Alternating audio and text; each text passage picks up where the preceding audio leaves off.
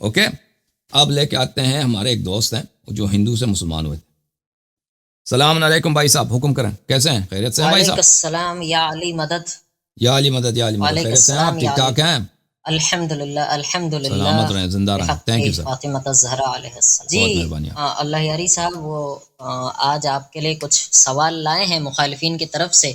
جی سر۔ ویسے میں واضح کر دوں، پہلے ایک گلہ شکوہ ہے آپ سے اللہ یاری صاحب۔ یہ ایک چینل ہے مکتب حسین جو آپ کے ویڈیوز اپلوڈ کرتے رہتے ہیں، تو انہوں نے میرا تھمبنیل ڈالا ہوا ہے کہ اب بندہ ہندو سے مسلمان ہوتے ہی پھنس گیا، کہ شیعہ بنو کہ سنی، فیصلہ اچھا عوام کا۔ ٹھیک ہے، اچھا، ہاں، پہلی بات تو یہ ہے جناب کہ میں پھنسا نہیں ہوں، تحقیق کرتے کرتے الحمدللہ میں شیعہ مذہب کو قبول کر چکا ہوں ماشاء اللہ الحمدللہ۔ ماشاء اللہ، ٹھیک ہے صحیح جی۔ اور دوسری بات یہ ہے کہ فیصلہ عوام کا نہیں ہوتا، فیصلہ میرا اپنا ہوتا ہے۔ ہے، صحیح ہے، تو عوام ہوتی کون ہے فیصلہ کرنے والی، کہ میں شیعہ بنوں یا سنی بنوں؟ ٹھیک ہے صحیح۔ جناب۔ اچھا، یہ پہلے کسی ناصبی کے طرف سے سوال ہے، کیونکہ آج کا موضوع غدیر ہے، تو انہوں نے کہا کہ ہم نے ان کو واضح حدیث سنائی کہ من کنت مولا فہذا علی مولا۔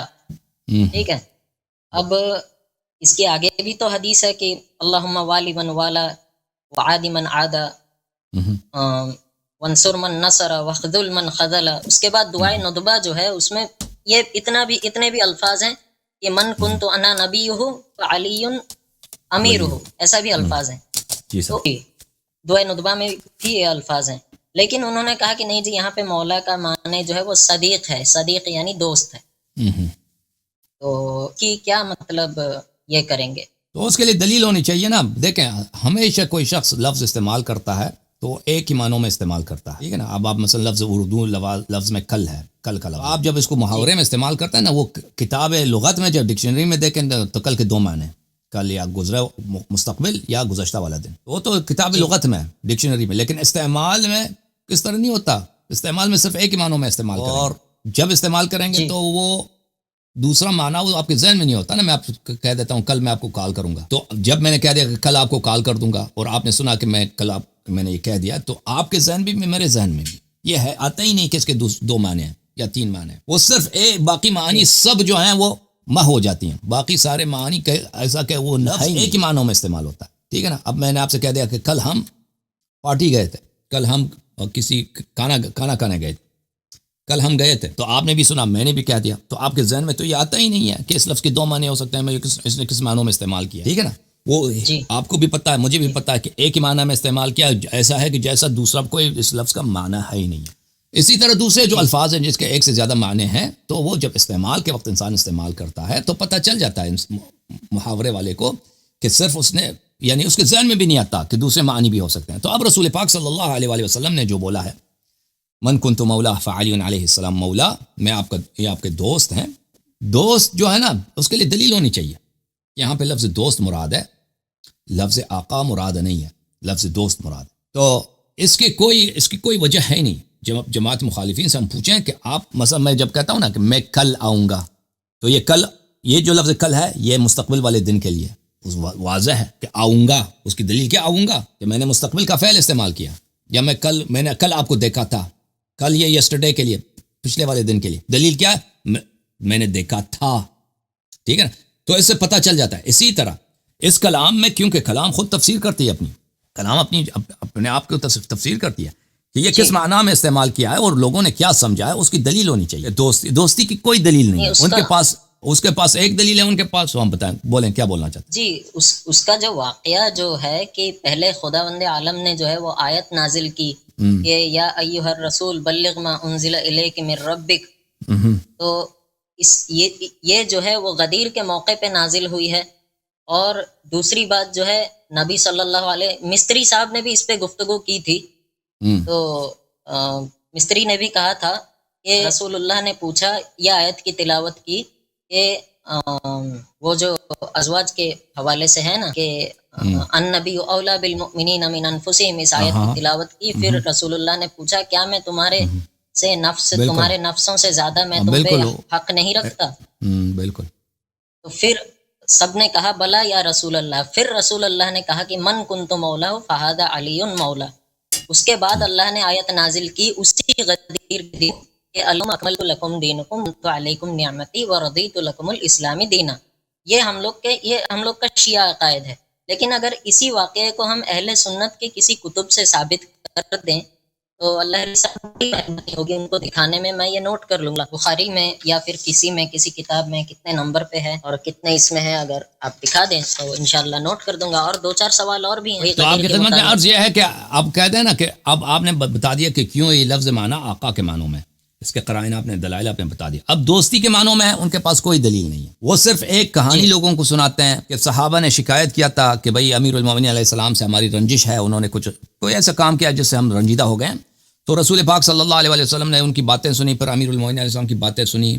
پھر انہوں نے کہا کہ میں تقریر کر لیتا ہوں تاکہ سب لوگوں کو پتہ چل جائے کہ امیر المومنین علیہ السلام سے رنجش کی کوئی صحیح دلیل نہیں ہے. یہ آپ کے دوست ہیں، ان سے آپ جو ہے نا ان سے دشمنی نہ کریں، رنجش نہ رکھیں. تو یہ وہ قرینے کے طور پر دلیل کے طور پہ لاتے ہیں کہ یہ جو ہے یہ دلیل ہے، حالانکہ یہ کوئی ضعیف حدیث بھی نہیں ہے، کوئی غیر مستند حدیث بھی. صحیح حدیث تو چھوڑ رہے ہیں، یہ کسی کتاب میں ہے ہی نہیں ہے. یہ بات یہ کسی کتاب میں نہیں ہے.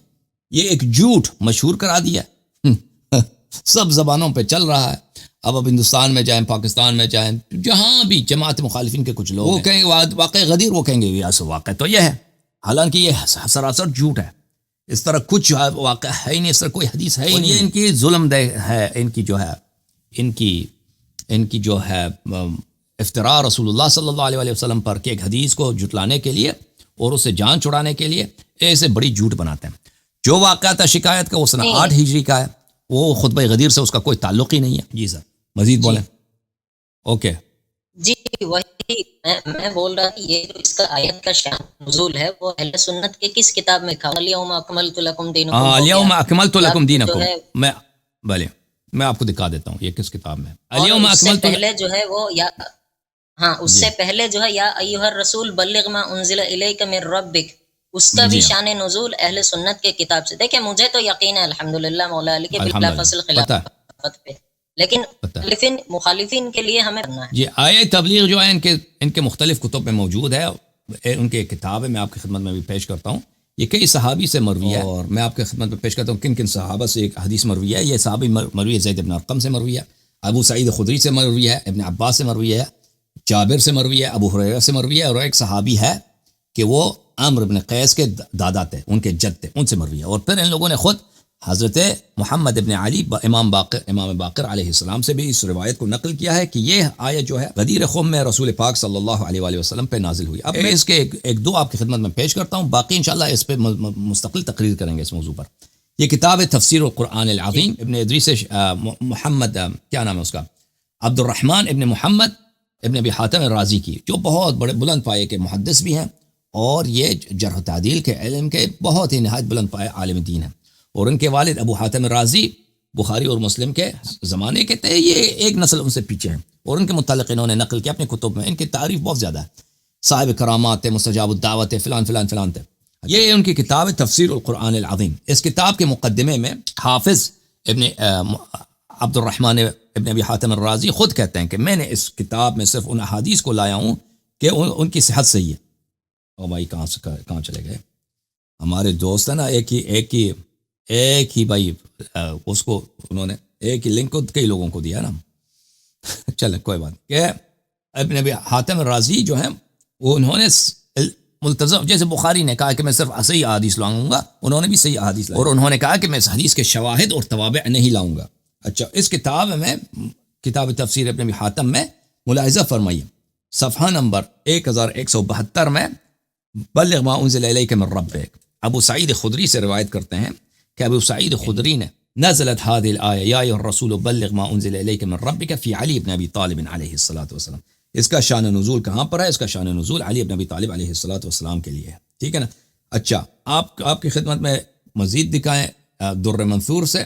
بھائی صاحب انہوں نے آپ کے لنک کو کئی لوگوں کو دیا ہے. البدایہ والنہایہ ہادی عشر. ملاحظہ فرمائیے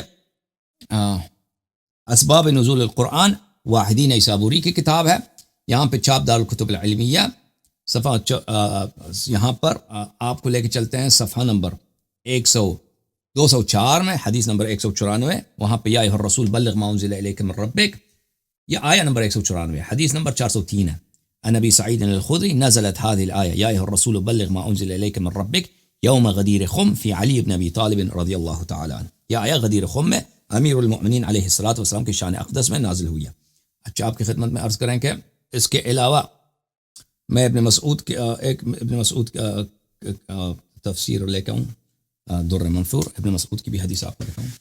اچھا یہ کتاب ہے الدر المنثور فی التفسیر بالمأثور، در المنثور جلد نمبر 3 2009 میں کتاب چھپی ہے. یہاں پر آپ کو لے کے چلتے ہیں صفحہ نمبر 117 میں. یہ صفحہ نمبر 117 ہے. یا ایھا الرسول بلغ ما انزل الیک من ربک اخرج ابن ابی حاتم وابن مردوی وابن عساکر عن ابی سعید الخدری نزلت هذه الآية يا أيها الرسول بلغ ما انزل الیک من ربک على رسول الله صلى الله عليه وآله يوم غدير خم في علي بن ابي طالب عليه. واخرج ابن مردوی عن ابن مسعود سے روایت ہے كنا نقرأ على عهد رسول الله صلى الله عليه وآله یا ایھا الرسول بلغ ما انزل الیک من ربک ان علیا مولی المؤمنین وان لم تفعل فما بلغت رسالت. ہم آیت کو اس طرح پڑھتے تھے. بہرحال بہت مہربانی آپ کی میرے بھائی. اب آپ کی لائن جو ہے نا بار بار کٹ رہی ہے، تو اب میں جو ہے دوسرا ایک کالر کو لے کے آتا ہوں جن کا نام ہے فیض ذوالوارثی.